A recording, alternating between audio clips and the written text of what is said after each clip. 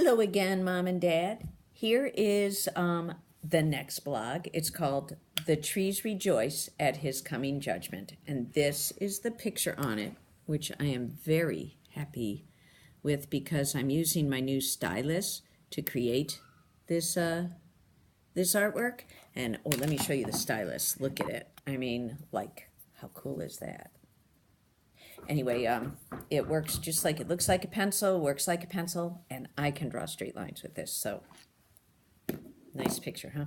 Okay, so the trees rejoice at his coming judgment. And under that picture, there's this verse, 1 Chronicles 16:33. Then shall the trees of the forest sing for joy before the Lord, for he comes to judge the earth.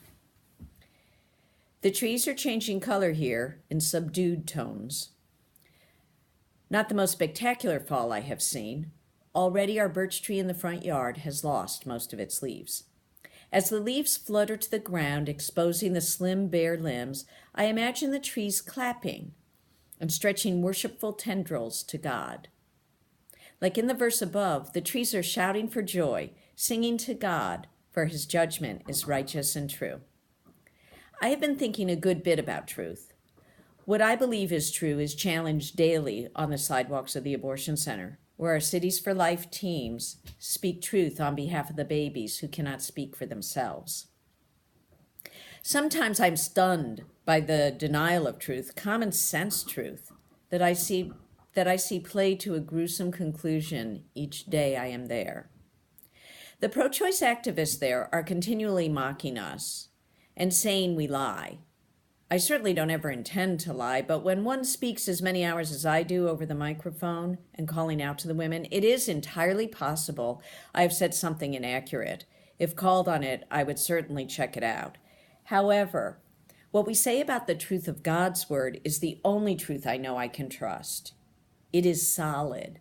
The relativistic truth of the pro-choice movement is shifting sand. But one of the men who was trying to shout me down for an hour one day this week as I spoke said something very interesting. I was speaking about absolute truth, absolute moral rights and wrongs.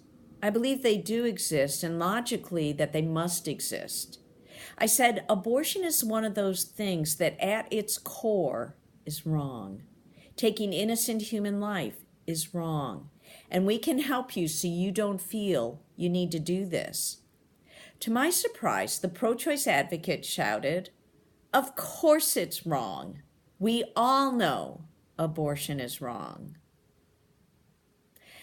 Now he said more, maybe that we had no right to tell anyone not to do it just because it was wrong. But his admission stunned me. If it is wrong, he knows it is wrong, he publicly admits it is wrong, why is he so vigorously preventing women from speaking to us who have so many resources to help them make a choice for life? Even the trees know that a day of judgment is coming. They sing for joy before the Lord, heralding the day when he comes to judge the earth. That man will stand before a holy God one day, as we all will, and give an accounting of his life. We will all list what we have done, both right and wrong, before the perfect judge one day. We will all see Jesus face to face on that day. We will all know then, with no doubt, that he is real and that he has been beckoning to us for years, decades, epochs, to come to him, to do what is right and flee from what is wrong.